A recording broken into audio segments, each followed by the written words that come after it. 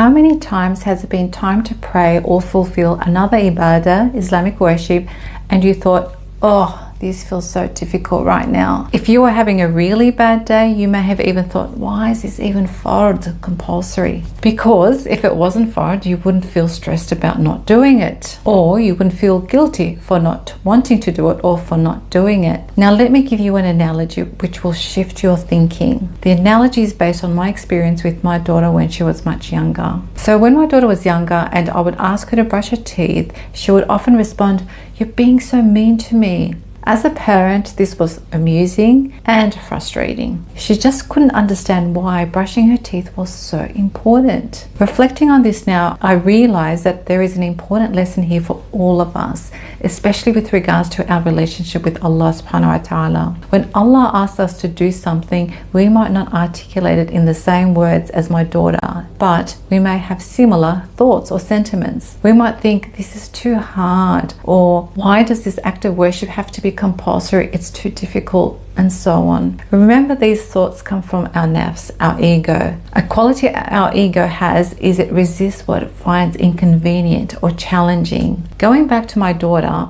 the reason why she thought I was being mean by asking her to brush her teeth is because I was pulling her away from her toys. She wanted to play with her toys instead. Brushing teeth was a mundane task interrupting her fun, basically. In her young mind, she couldn't see the short-term and long-term benefits of good dental hygiene. As a parent, I understood the importance of brushing teeth. In my head, I wanted to say to my daughter, "What?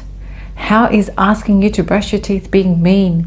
If anything, you should thank me for making you brush your teeth. I'm helping you look after your body.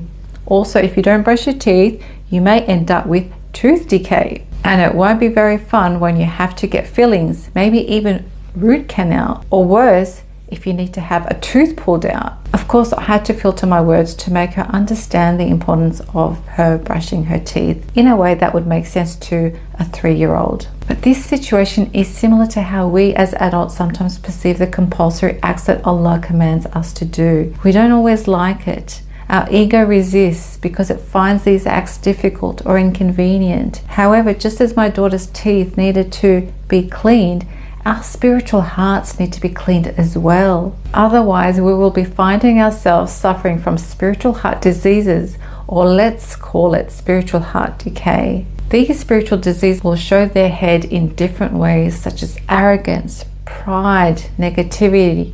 It is through worship that we connect with Allah and align with our fitrah, that is our innate nature. It is also through connection with Allah that we feel peace.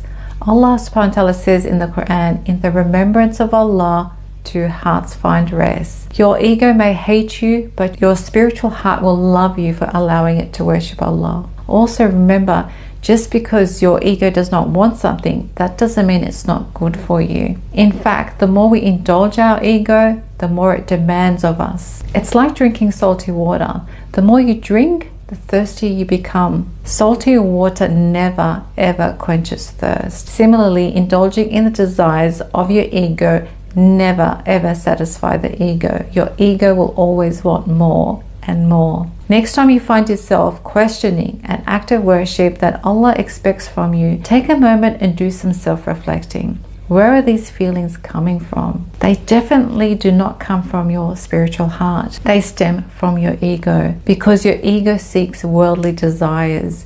You are more than your ego.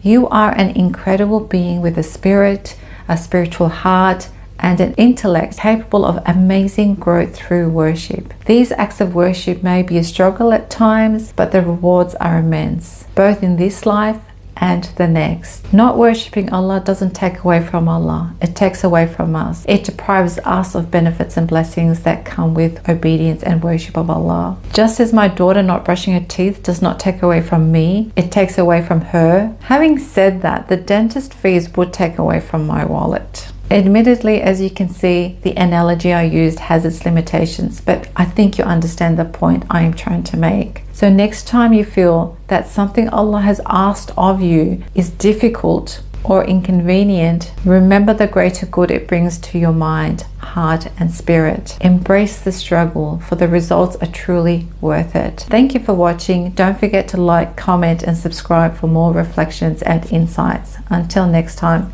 Assalamu alaikum.